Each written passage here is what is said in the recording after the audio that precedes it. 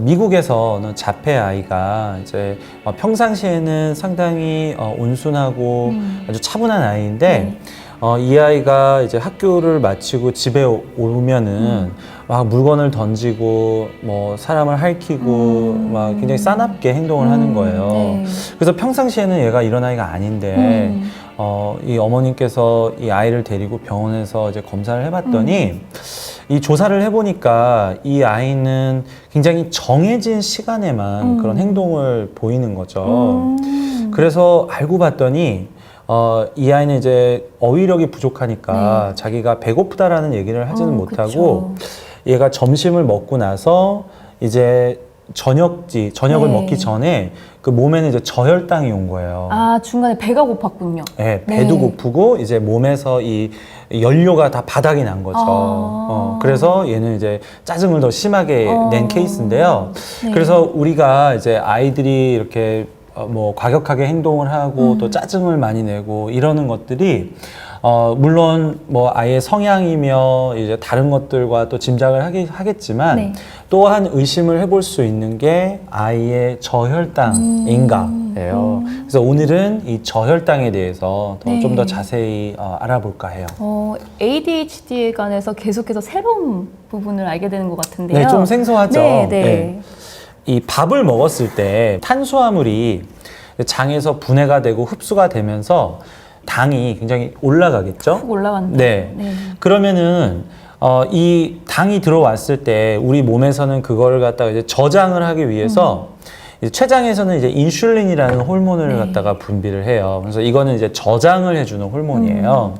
그러면은 서서히 이게 세포 안으로 들어가면서 이제 혈당은 이제 다시 내려가겠죠. 그런데 이어서 이제 문제는 우리가 만약에 100g의 밥을 먹었다. 그러면은 딱 정확하게 그거에 딱 알맞는 양의 인슐린이 분비가 되지를 못하고요. 우리 몸에서는 이렇게 많은 당이 들어오고 있구나. 내가 빨리 이거에 맞춰서 이제 이거 인슐린을 갖다가 빨리빨리 분비를 해야지 하고 오히려 오버하게 더 많은 인슐린을 갖다가 분비를 하게 된다는 거죠. 그랬을 때 혈액에서는 당 수치가 이제 더 뚝 떨어지게 되는 거죠. 탄수화물이라는 게요. 혈당이 올라가지만 또 역으로 너무나 내려갈 수 있는 그런 위험 요소가 있다라는 거예요. 그러니까 확 올라갔다가 또 확 떨어지게 너무 떨어질 수 있다라는 거죠. 그러면은 우리가 뭐 현미를 갖다가 이렇게 선호를 하시는 이유 중에 하나가 현미는 이런 그 껍질이 있기 때문에 분해가 이제 덜 느리게 되는 거죠. 그래서 혈당이 그만큼 좀 느리게 올라가고 또 그만큼에 맞춰서 인슐린이 또 적게 분비가 되기 때문에 저혈당이 또 그만큼 일어날 확률이 적죠. 곡선이 좀 더 이렇게 넓게 퍼지고 낮네요. 네. 근데 만약에 이제 우리가 이 밥 그릇에다가 흰 설탕 가루를 채워서 이제 숟갈로 퍼먹는다고 생각을 해보세요. 그러면은 당연히 이 흰 밥을 먹은 것보다는 더 급격하게 이 혈당이 이제 올라가겠죠. 감당 안 될 것 같아요. 그러면 또 마찬가지로 이어서 이제 더 떨어지겠죠. 밀가루를 먹는다면은 밥을 먹은 것보다 더 뭐 심지어 흰 설탕을 먹은 것보다 더 저혈당이 더 생기겠죠? 밀가루가 안 좋다 했는데 정말 알면 알수록 안 좋은 그런데 이제 이런 시나리오를 생각을 해보세요. 만약에 제가 이제 너무나도 몸에서 연료가 바닥이 났어요. 그러면은 그때 제가 공부를 하고 막 이렇게 집중을 하기는 참 어렵겠죠? 힘들어요, 못해요. 오히려 이렇게 내 몸에서는 이제 하나의 이머전시 신호가 와요. 지금 연료가 바닥이 났으니 빨리 정신 차리고 이제 흥분을 해서 바깥에 나가서 뭐 좀 잡아먹던지 뭐 좀 음식을 갖다가 찾아라. 그래서 이게 그 동물들에서도 이제 동일하게 이제 나타나는 현상인데요. 약간 서바이벌 모드가 되는군요. 그렇죠. 우리 연료가 바닥이 나면 연료를 찾으라는 신호가 오는 거죠. 그리고 그거를 찾기 위해서는 이 몸에서는 이제 흥분 모드로 가요. 그래서 이제 에피네프린이라는 이 그 호르몬을 갖다가 이제 분비를 하게 돼서 하나의 어드레날린, 우리가 운동할 때 분비되는 이제 호르몬인데요. 이게 분비가 되면서 혈당을 갖다가 올리고, 네. 그러면은 이제 어떤 현상이 일어나냐? 이 호르몬의 지배를 받기 때문에 우리가 굉장히 산만해지고 그럴 수 있다는 그러니까 거예요. 흥분이 된다는 게 저도 막 배고플 때 식당 가가지고 음식 주문하고 기다린 동안 되게 산만해진 것 같아요, 생각해보니까. 그러세요? 밥 줘. 배고파. 이렇게 되는 그런 현상인 거죠. 네, 그러니까 이제 너무 에너지 연료가 바닥이 났을 때는 이제 몸에서는 그렇게도 이제 그 대처를 할 수 있다라는 거죠. 산만해지는. 네, 그렇군요. 네, 그러니까 신기해라. 근데 네. 저혈당을 예방을 하기 위해서 그러면은 당 수치가 떨어지기 전에 얘한테 또 밥을 준다던가 또 뭐 어떤 뭐 초콜릿이던 뭐던 이제 중간에 간식을 계속 준다. 그럼 그게 과연 이 저혈당을 예방을 할 수 있는 최고의 방법일까인 거죠. 많은 아이들이 그런 식단을 갖고 있잖아요. 먹는 스케줄을. 그래서 뭐 아침 먹고, 그다음에 한 10시쯤 됐을 때 간식 먹고, 학교에서도 약간 그런 게 있고, 집에서도 그런 게 있는데, 그게 그냥 예전부터 그렇게 해왔던 것 같은데, 어떤 유아 그 교육 책에도 그렇게 나오는 책들이 있고요.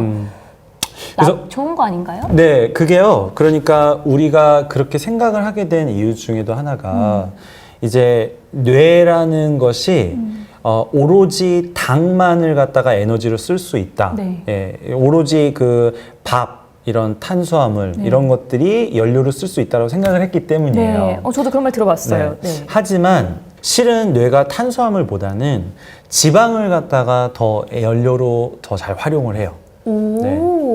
당이 이 안쪽 이 뇌세포 안으로 이제 활용이 되기 위해서 들어가기 위해서는 인슐린이라는 게 필요하거든요. 그러니까 하나의 스텝이 굉장히 버겁게 이루어져야 돼요. 근데 반면 지방이 분해돼서 그 분해된 그 키톤 바디라는 것은 에너지로 쓸 때 그냥 바로 스며 들어갈 수가 있어요. 그러니까 탄수화물보다는 우리가 아이의 몸을 갖다가 탄수화물도 물론 에너지 연료로 먹고 쓰고 하지만 때로는 지방도 효율적으로 쓰게끔 하게 만들어야 이런 이 저혈당을 갖다가 이제 예방을 할 수 있다는 거죠. 요즘 들어 그 지방에 대한 편견과 오해가 조금 풀리고 있는 시점이잖아요. 지방을 먹으면 살이 찌고 지방을 먹으면 콜레스테롤 레벨이 높아지고 몸에 안 좋은 거다라는 오명을 쓰고 있었다면 요즘은 지방을 먹어야 사실 살이 더 빠진다. 이러면서 지방을 많이 섭취하는 게 우수한 식단으로 좀 유행을 타고 있는데 그거 같은 맥락인 건가요? 당연히 아이들한테는 이제 저는 저탄고지를 갖다가 뭐 추구하는 바는 아니에요. 예, 하지만 이제 지방 대사를 갖다가 이제 활용할 수 있는 방법들이 있거든요. 그게 뭘까요? 그래서 일단은 이거는 정말 너무나도 당연한 거지만 우선 굶는 거예요. 굶는 거. 아니에요. 그거 말고 딴 거. 근데 이제 그게 우리가 굶는다고 생각하면은 막 전쟁 시절서부터 막 되게 힘들고 뭐 이렇게 뭐 욕구를 참아야 되고 식욕을 참아야 되고 그런 거를 생각을 하시잖아요. 근데 지방을 갖다가 연료로 쓸 수 있는 그런 요소들이 다 주어졌을 때는 그게 그렇게 막 힘들지 않게 그 지방을 태우는 형태로 이제 넘어갈 수가 있거든요.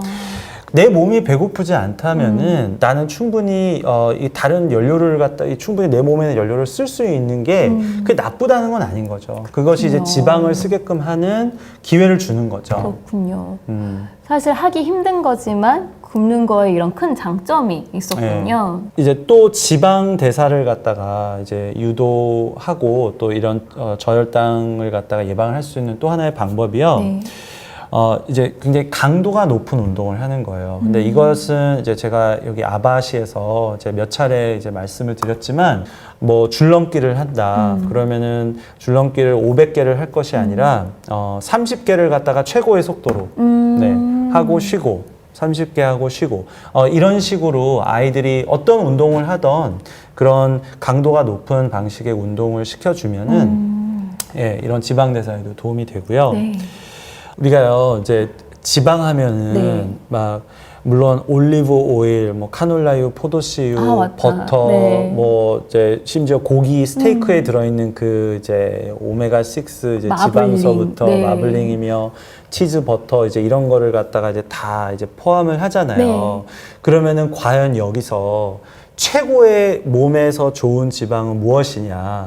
그래서 이제 뭐 최근에 이제 몇 년 사이에 굉장히 유행세를 탄 게 이제 코코넛 오일. 그쵸. 네, 코코넛 오일이 이제 중간 사슬 지방이어서 네. 이제 이것이 굉장히 쉽게 분해가 되고 몸에서 이제 지방 대사를 갖다가 촉진을 이제 네. 시킬 수 있다고 하잖아요. 그게 사실이긴 해요. 네.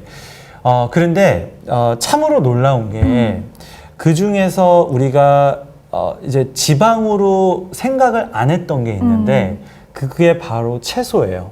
네. 채소요? 네, 베지터블. 채소는 섬유질, 네.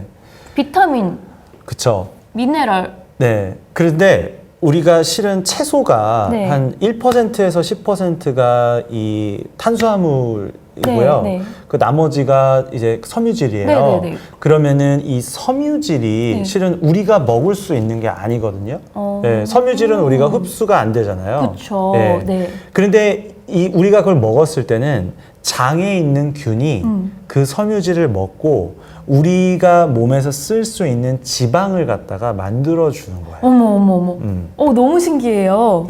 네. 우와. 그래서 실은 채소를 먹는다는 네. 것이 실은 지방을 먹는 거예요. 그러니까 채소를 먹는다는 것이 그냥 칼로리를 적게 먹어서 살을 뺀다의 느낌이 아니라 네. 그거 외에도 채소를 먹어서 지방을 분해시키는. 그러니까 채소를 먹어서 장에 있는 균들이 미생물균들이 이제 지방을 갖다 역으로 얘네들은 섬유질을 먹여줬으니까 얘네들은 이제 지방을 제공을 해요. 제공을 하는. 너무 신기하네요. 네. 근데 우리가 이렇게 아이들의 식습관을 보게 된다면은 이 탄수화물 위주의 이런 식단들이 이제 그런 비타민이나 미네랄들이 많이 이렇게 결핍이 되고요. 네, 맞아요. 그리고 또 그렇네요. 이제 글리포세이트라는 이런 농약 성분이며 이런 것들이 그런 미네랄들을 많이 이제 결핍을 시키고요. 네. 이제 그렇다 보니 이제 아이들이 이런 탄수화물과 지방을 갖다가 못 태우게 되면은 탄수화물은 젖산으로 저장이 되고요. 네. 또 아이들의 그게 또 피로감으로 쌓이고 네. 또 지방을 못 태우게 되면은 또 이런 저혈당이 또 초래가 되겠죠. 네, 그러네요. 네, 그래서 효율적으로 에너지를 생산을 하는지, 네. 네, 그 에너지를 갖다가 아이가 탄수화물도 쓸 줄 알고 지방도 쓸 줄 아는 네. 아이인지, 네. 아니면은 탄수화물에만 네. 쓸 줄 아는 아이인지, 네. 뭐 어떤 아이는 이제 탄수화물하고 지방조차도 네. 쓸 줄 모르는 아이도 있고요. 네, 그러니까 그런 차원에서 보신다면은 이게 뭐 아이가 뭐 피로가 아주 빨리 이루어지는 아이서부터 그 집중력이 짧은 아이 이런 것들을 갖다가 더 해답을 찾으실 수 있다라는 거죠. 그렇네요. 얘기를 들으면서 계속 생각이 굉장히 과학적이구나, 이게. 아, 네. 네. 지방은 좋은 연료이다. 네. 그리고 지방의 대사를 순조롭게 이루려면 가끔 절식을 해주는 것도 좋다. 맞아요. 네. 그건 확실히 가져가는 것 같습니다. 네. 그러면은 오늘 아이를 바꾸는 시간 여기서 마무리하겠습니다. 그럼 다음번에도 더 좋은 내용 갖고 찾아오겠습니다. 다음번에 뵐게요. 감사합니다.